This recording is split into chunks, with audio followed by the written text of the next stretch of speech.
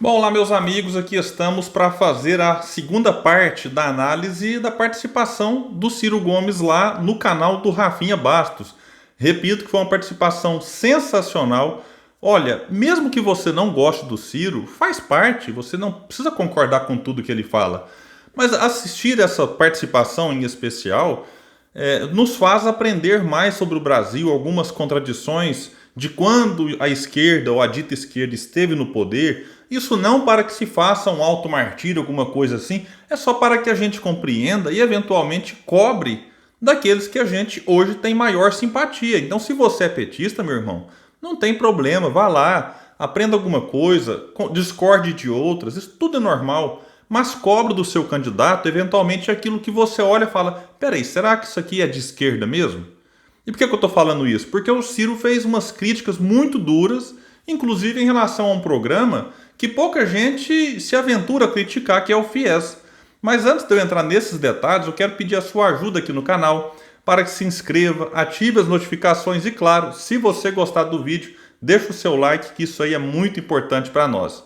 Bom, e eu vou falar também que gerou uma polêmica esse negócio de Paris, mas vamos ver como é que surgiu essa fala do Ciro e que gerou, assim, não só polêmica, mas gerou inclusive algumas fake news, algumas distorções aí nas redes sociais.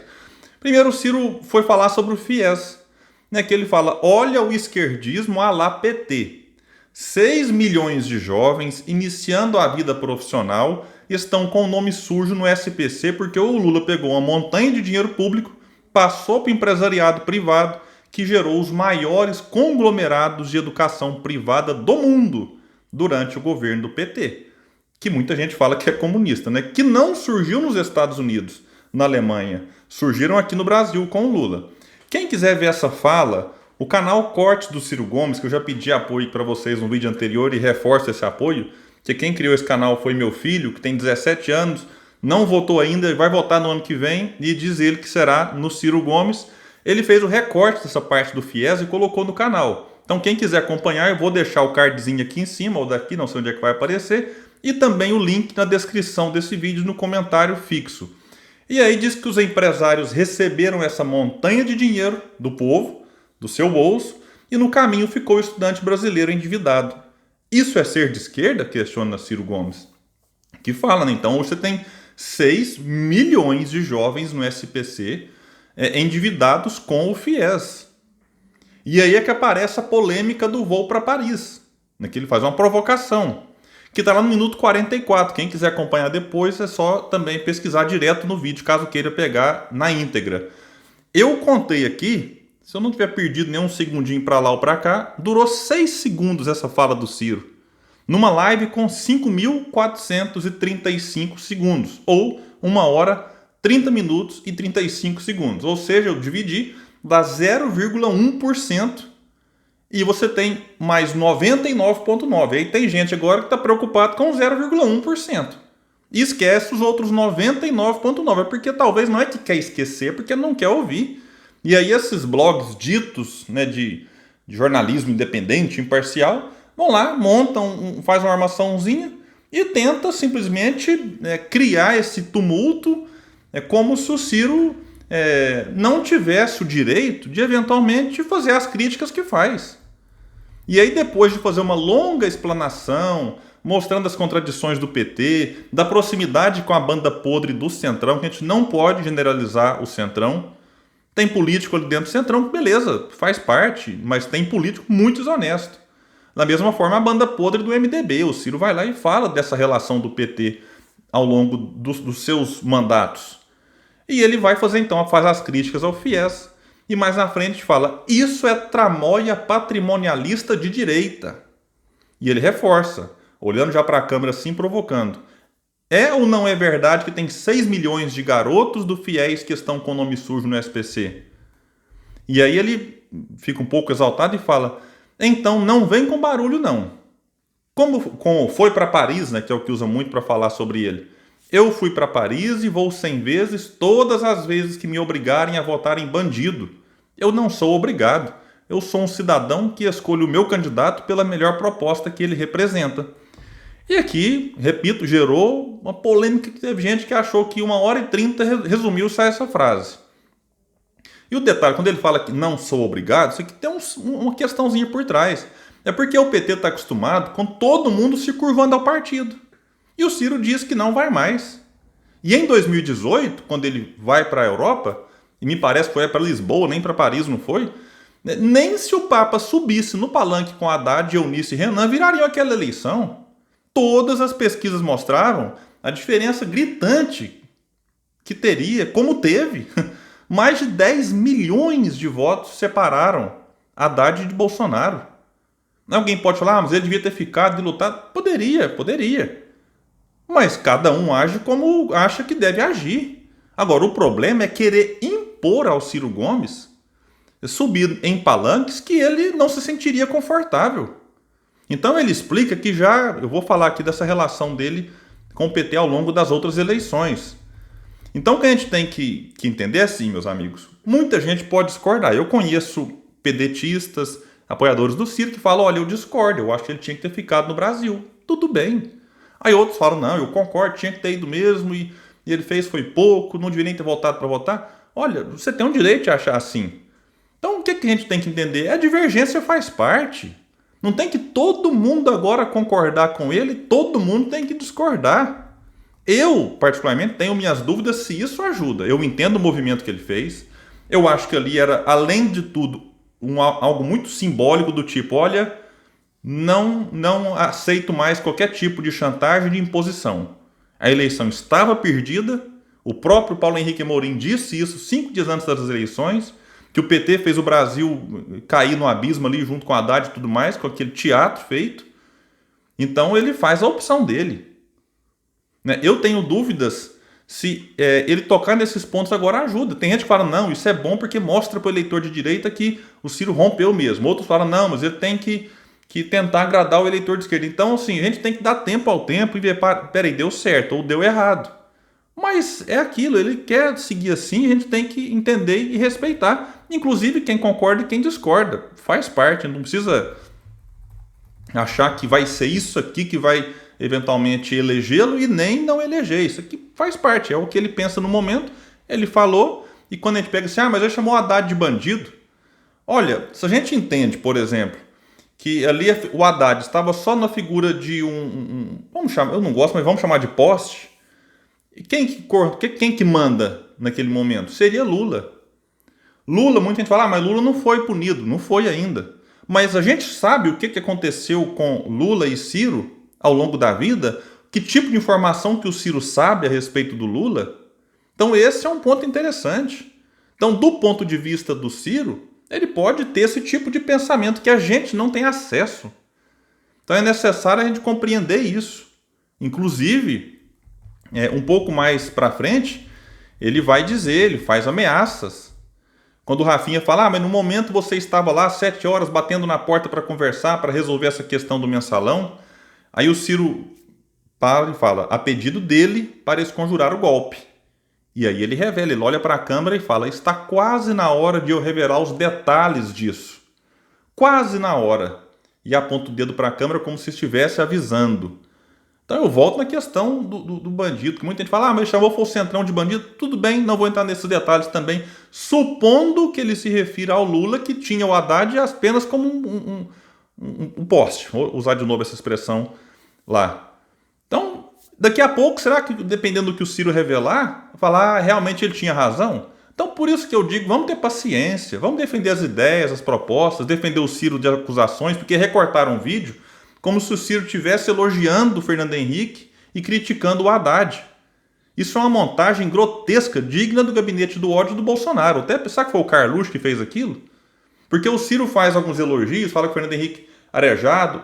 Sempre no passado tinha, era. E o Ciro rompe, ele sai do PSDB, ele não fica, por conta das contradições do PSDB. Então, as mesmas contradições agora que ele aponta no PT, mas nunca fez parte do partido. E deixa isso claro quando fala das suas candidaturas. Esse é um outro recorte que está lá no canal Cortes do Ciro Gomes.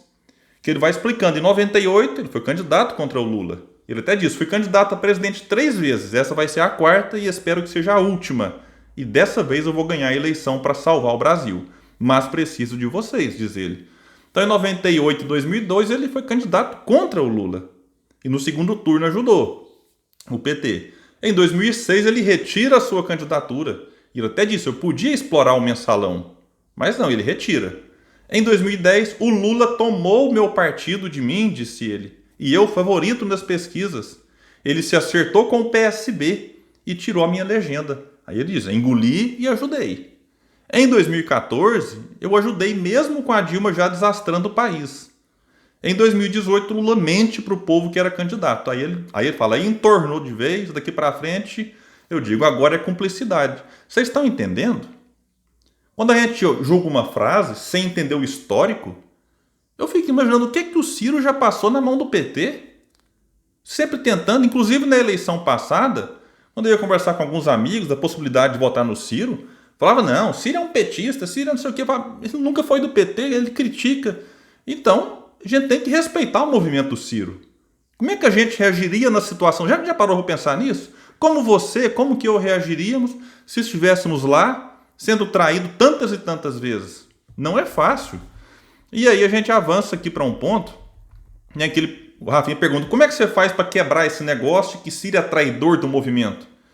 Aí ele fala, por tudo que eu fiz, nem respeito eu mereço. E cada molecagem dessa será respondida direto ao seu Luiz Inácio. Ele nem coloca o Lula da Silva, a quem eu conheço há 40 anos e ele também me conhece. Eu já disse isso para ele, porque o Lula tem esse estilo. Ele é bonzinho, mas por debaixo do pano ele financia a coisa mais sórdida. Olha o que ele está fazendo com o PSOL, com o PCdoB, tentando fazer com o PSB. E tudo que ele bota a mão é para destruir em nome de uma liderança solitária, que nem no PT tem sombra. Isso aqui é importante, a famosa hegemonia do PT no campo progressista, o maior partido de esquerda da América Latina. Essa é a preocupação, é isso que eles tentam manter. Se o país vai estar na mão do Bolsonaro, ao invés, por exemplo, eles retirarem a candidatura do Haddad e apoiar o Ciro, que venceria Bolsonaro no segundo turno, como apontavam todas as pesquisas, não. É melhor a gente ficar liderando o nosso campo, ficando aqui em segundo, do que apoiar um outro candidato e perder essa hegemonia. Pensem.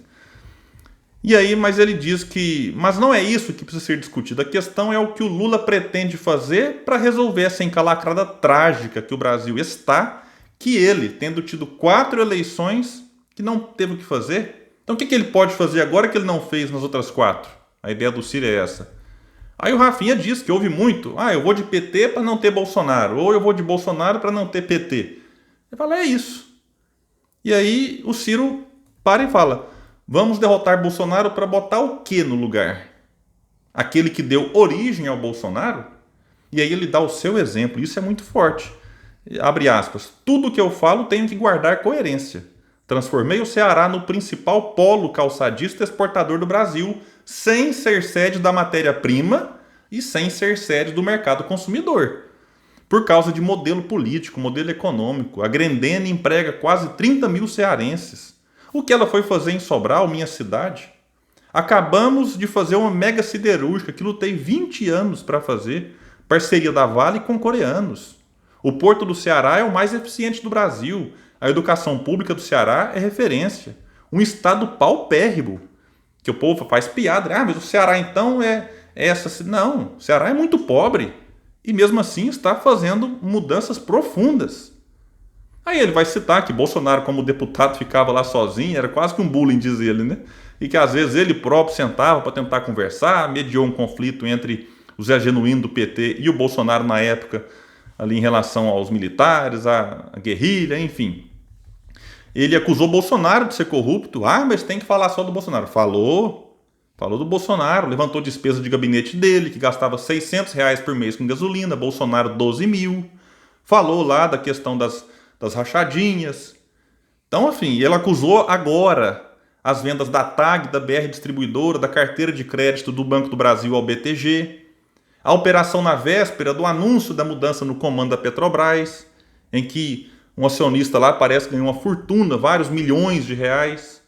Então, assim, teve momentos importantes nessa live. Diz que teve uma longa conversa com Marina Silva no dia anterior, uma longa e agradável conversa. o que sinaliza que eles realmente estão, me parece, juntos aí para 2022, o que não quer dizer que ela será vice, juntos é apenas compondo ali essa aliança. Falou do prêmio que ele ganhou, que só ele tem na América Latina, de combate à mortalidade infantil, prêmio que ele recebeu da Unicef. E ele disse algo interessante também, que perguntou para o Rafinha, quantos segundos você acha que eu, terceiro lugar na campanha de 2018, nas eleições, tive na TV de lá para cá? Aí ele falou, não soma 3 minutos. Ou seja, o pessoal não dá espaço para ele, sendo o terceiro colocado nas últimas eleições para presidente. E ele brincou, que o Amoedo desistiu e dizem que foi porque eu usei sapatênis num filme. E até isso o pessoal cobrou dele. Ah, mas você fez um filme aparecendo de corpo inteiro usando sapatênis? É, meus amigos. Essa semana ele fez uma TBT, né, num vídeo dele com a Gisele cantando no carro. O Rovai, lá daquele canal Fórum, criticou, falando que bate o desespero no Ciro, que posta até vídeo nas suas redes sociais pessoais.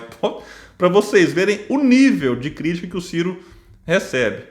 E a dica do amigo Rafinha, ele disse assim para o Ciro, esse mundo, que é o mundo virtual, está aberto. Foi até muito sincero da parte do Rafinha.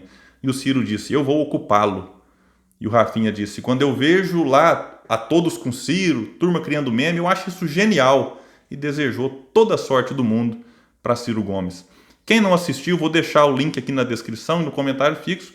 Vale muito a pena, como eu disse lá no começo. Não precisa gostar do Ciro, goste das ideias dele e mesmo que você vote em outro, assistir Ciro Gomes costuma ser uma experiência muito rica, que ensina muito e que faz a gente ampliar um pouco o leque aí e entender, será que realmente a gente vai continuar nesse fla-flu até 2022 ou a gente vai passar a preocupar cada vez mais com propostas, com ideias e com um projeto?